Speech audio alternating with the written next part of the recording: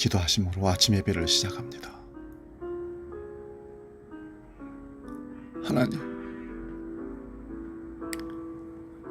예배할 수 있어서 감사하며 하루를 시작할 수 있도록 우리를 세워 주시옵소서. 예배하며 하나님과 늘 호흡하며, 예배하며 하나님 앞에 소망을 두고 살아가는 믿음의 사람들을 오늘도 붙잡아 주시고, 지치고 힘들고 고통하는 그들이 주님을 만나 다시 주님을 영원하게 하는 삶으로 일어설 수 있도록 주님 도와주시옵소서. 성령이여, 오늘도 마음의 무릎을 꿇고 주께 나가는 모든 사람들 힘을 다하시고 소망을 주시옵소서.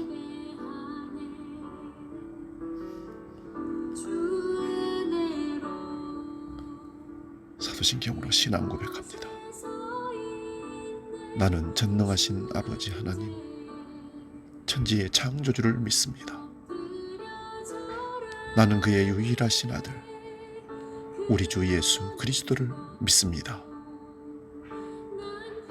그는 성령으로 잉태되어 동정녀 마리아에게서 나시고 본디오 빌라도에게 고난을 받아 십자가에 못 박혀 죽으시고 장사된 지 사흘 만에 죽은 자 가운데서 다시 살아나셨으며 하늘에 오르시어 전능하신 아버지 하나님 우편에 앉아 계시다가 거기로부터 살아있는 자와 죽은 자를 심판하러 오십니다.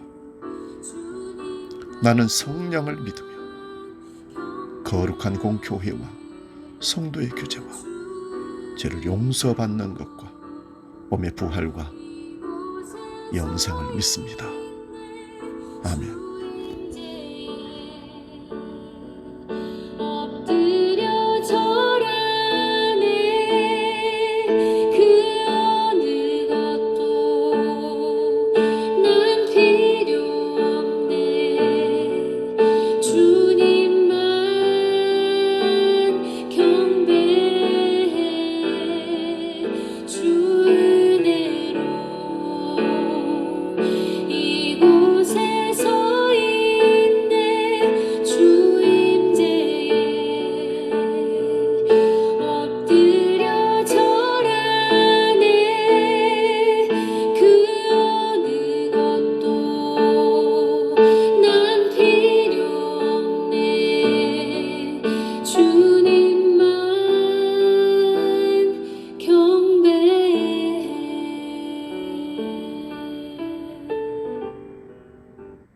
찬송가 304장 그 크신 하나님의 사랑 함께 찬송합니다.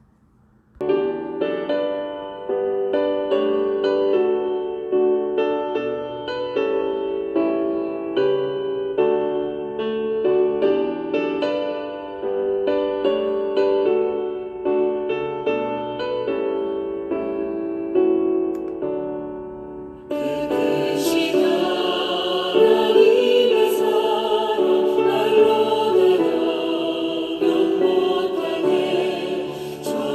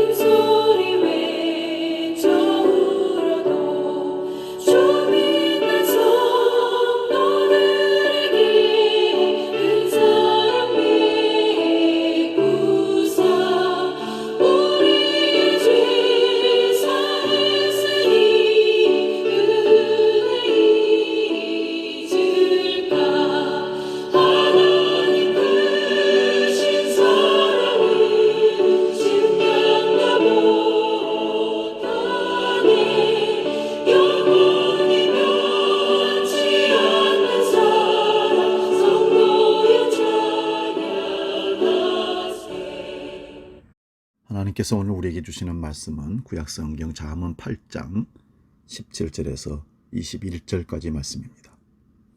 구약성경 919면에 있습니다. 이 말씀 봉독할 때에 살아계신 하나님의 음성을 들을 수 있기 바랍니다. 잠언 8장 17절에서 21절입니다. 나를 사랑하는 자들이 나의 사랑을 입으며 나를 간절히 찾는 자가 나를 만날 것이니라. 부귀가 내게 있고 장구한 재물과 공의도 그러하니라. 내 열매는 금이나 정금보다 나으며 내 소득은 순금보다 나으니라. 나는 정의로운 길로 행하며 공의로운 길 가운데로 다니나니 이는 나를 사랑하는 자가 재물을 얻어서 그 곳간에 채우게 하려 함이니라. 아멘. 봉독한 말씀으로 사랑을 입은 자, 이런 제목으로 말씀을 상고하고 은혜 나눕니다. 사랑을 입은 자. 여러분, 인생을 살면서 가장 지혜로운 깨달음을 얻었다고 할 수 있는 것이 무엇일까요? 저는 사람이 사람답게 살기 위해 제일 필요한 것이 집도 아니고 돈도 아니고 빵도 아니라는 것을 아는 것이라고 봅니다. 인간은 사랑을 먹어야 건강하게 살 수 있습니다. 한국 전쟁 당시에 정신병자가 없었다는 기록이 있습니다. 그 이유를 연구해 보니까 엄마의 사랑을 듬뿍 먹고 자랐기 때문이라고 얘기합니다. 여러분, 내가 엄마 손을 잡고 가는 것은 힘이 없어 쉽게 넘어질 수 있습니다. 그러나 엄마가 내 손을 잡고 가면 나는 넘어져도 넘어지지 않습니다. 엄마가 힘이 세기 때문에 그렇습니다. 내가 하나님의 손을 꼭 잡고 가는 것은 힘이 없습니다. 그래서 넘어질 수 있습니다. 그러나 하나님이 나의 손을 꼭 잡아주시면 힘이 있어 결코 넘어지지 않습니다. 하나님은 욥을 심한 고통 속에서 건져주셨습니다. 욥이라는 사람의 이름이 뜻이 사랑을 입은 자라는 뜻을 갖고 있다고 합니다. 왜 그는 하나님의 사랑을 입었을까요? 다윗은 엔기디의 동굴 속에 있을 때 사울 왕은 그 동굴 안에까지 들어왔지만 다윗을 찾아내지 못했습니다. 다윗은 왜 죽음의 위기 속에서 보호하심을 입었을까요? 그것은 욥이나 다윗이 하나님의 사랑을 입은 자였기 때문에 그렇습니다. 시편 9편 14절에 하나님이 가라사대 저가 나를 사랑한즉 내가 저를 건지리라. 저가 내 이름을 안즉 내가 저를 높이리라 말씀합니다. 하나님은 모든 사람이 구원에 이르기를 원하십니다.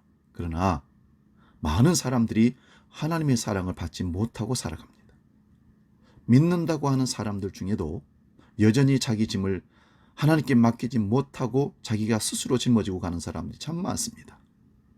자기가 그 어려운 짐을 스스로 지고 가는 사람을 보면 하나님은 어리석은 사람이라고 평가를 하십니다. 주님은 가장 큰 계명이 무엇이냐고 율법사가 물어올 때 마태복음 22장 37절 38절에서 예수께서 가라사대 네 마음을 다하고 목숨을 다하고 뜻을 다하여 주 너의 하나님을 사랑하라 하셨으니 이것이 크고 첫째 되는 계명이라 말씀하셨습니다. 오늘 본문 17절에도 나를 사랑하는 자들이 나의 사랑을 입으며 나를 간절히 찾는 자가 나를 만날 것이라 말씀합니다. 그러면 하나님을 사랑한다는 것은 뭘까요? 우리가 가만히 앉아서 하나님 아버지 찬양 영광 받으소서, 찬양 영광 받으세요, 그것이 아니라 성도로서의 마땅히 지킬 것, 주님의 몸된 교회에서 마땅히 지킬 것을 지키는 것입니다. 나는 내 멋대로 내 욕심대로 내 방식대로 나의 안위를 찾아가면서 하나님을 사랑한다 함은 도리에 맞지 않는 말입니다. 진정으로 하나님을 사랑한다 함은 타오르는 감정과 입술의 고백이 아니라 자신의 삶 전체가 동반된 고백이어야 합니다. 사랑은 언제나 우리로 하여금 우리의 삶을 재편하는 것이고 하나님의 말씀과 방식에 순종하는 것입니다. 나를 간절히 찾는 자가 나를 만날 것이라 했습니다. 간절한 마음으로 하나님을 찾는 그 사람이 하나님의 자녀의 특징이라는 사실을 기억하십시오. 여기서 찾는다는 것은 자신의 생사가 걸린 것처럼 자신의 현재와 미래의 모든 행복이 거기에 달린 것처럼 절실한 마음으로 진심으로 찾는 것을 말합니다. 마치 사슴이 목이 말라 시냇물을 찾아 갈급함으로 이리저리 뛰면서 찾아다니는 것처럼 찾는, 그것을 하나님을 찾는 행위라고 할 수 있습니다. 예수님께서는 우리가 얼마나 간절히 하나님을 찾아야 하는지를 친히 모본을 통해서 보여주셨습니다. 예수님께서는 겟세마네 동산에서 기도하시는데 땀방울이 핏방울 되도록 그렇게 떨어지도록 기도하셨습니다. 그리스도인의 미지근한 삶과 게으름은 죄입니다. 하나님은 자신을 간절히 찾는 사람들에게 문을 두드리는 사람에게 문을 열어주신다고 오늘 말씀합니다. 자신을 존귀히 여기는 사람을 하나님이 역시 존귀히 여기신다도 말씀하십니다. 마태복음 19장 28절입니다. 예수께서 이르시되 내가 진실로 진실로 내게 이르노니 세상이 새롭게 되어 인자가 자기 영광의 보좌에 앉을 때에 나를 따르는 너희도 12 보좌에 앉아 이스라엘 12지파를 심판하리라. 또 내 이름을 위하여 집이나 형제나 자매나 부모나 자식이나 전토를 벌인 자마다 여러 배를 받고 또 영생을 상속하리라. 사랑을 입은 자에게 덤으로 주어지는 축복은 존귀와 재물이라는 것입니다. 역대상 29장 11절도 봅니다. 여호와의 위대하심과 권능과 영광과 승리의 위엄이 다 주께 속하였으니 천지에 있는 것이 다 주의 것이로소이다. 여호와의 주권도 주께 속하였사오니 주는 높으사 만물의 머리 되심이니이다. 부와 귀가 주께로 말미암고 또 주는 만물의 주제가 되사 손에 권세와 능력이 있사오니 모든 사람을 크게 하심과 강하게 하심이 주의 손에 있나이다. 우리 믿는 자들에게는 이런 재물이 필요합니다. 재물을 얻는 능력은 나의 능력이 아니라 하나님이 주시는 축복이라는 사실을 기억하십시오. 문화의 비유에서 누가복음 19장 24절에 곁에 섰는 자들에게 이르되 그 한 문화를 빼앗아 10문화 있는 자에게 주라 하십니다. 하나님은 자신의 백성에게 부를 허락하십니다. 미국에 부를 허락하시고 한국에 부를 허락하십니다. 하나님이 기뻐하시는 일, 생명을 구하는 일에 쓰라고 그 부를 허락하신 겁니다. 세상의 모든 것을 가졌다 할지라도 자기 생명을 잃으면 무슨 소용이 있겠습니까? 아무리 많은 재물을 가졌다 할지라도 그 재물을 다스리는 인격을 소유하지 못했다면 오히려 그 재물로 말미암아 재앙이 그에게 이르게 될 것입니다. 단지 잘 먹고 잘 살라고 나의 세상의 욕망을 채우는 사유물로 생각해서 재물을 관리하고 받아서는 안 된다는 것입니다. 돈과 재능과 권력의 힘이 아주 대단합니다. 그러나 하나님의 나라의 확장과 생명을 구하는 이 일은 돈, 권력, 사람의 지혜나 능력으로 이루어지는 것이 결코 아닙니다. 시골 총구석 나사렛의 예수는 은과 금으로 일하지 않습니다. 사람 나고 돈 났지 돈 나고 사람 났냐? 라는 말도 있습니다. 신명기 8장 16절에서 18절 말씀입니다.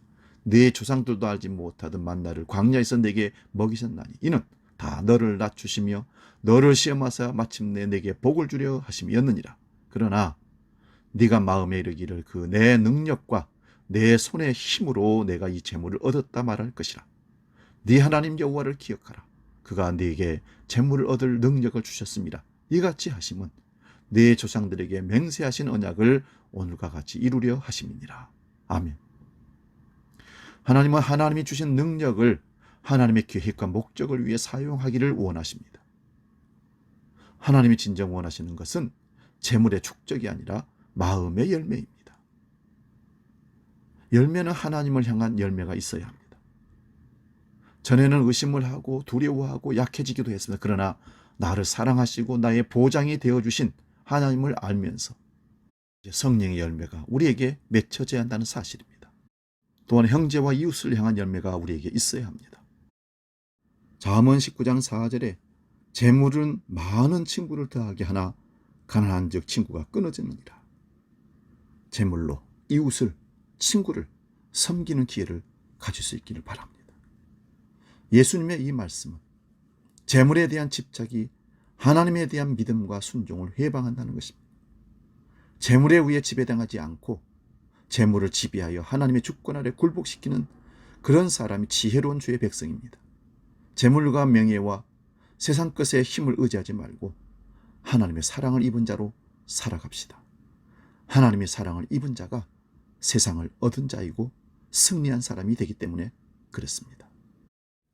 본문 18절에 부귀가 내게 있고 장구한 재물과 공의도 그러하니라. 하나님의 사랑을 입으면 부귀가, 장구한 재물이, 공의가 내게 찾아옵니다. 기도하겠습니다. 하나님, 우리가 하나님의 사랑을 입은 자로 세상을 살게 해 주옵소서.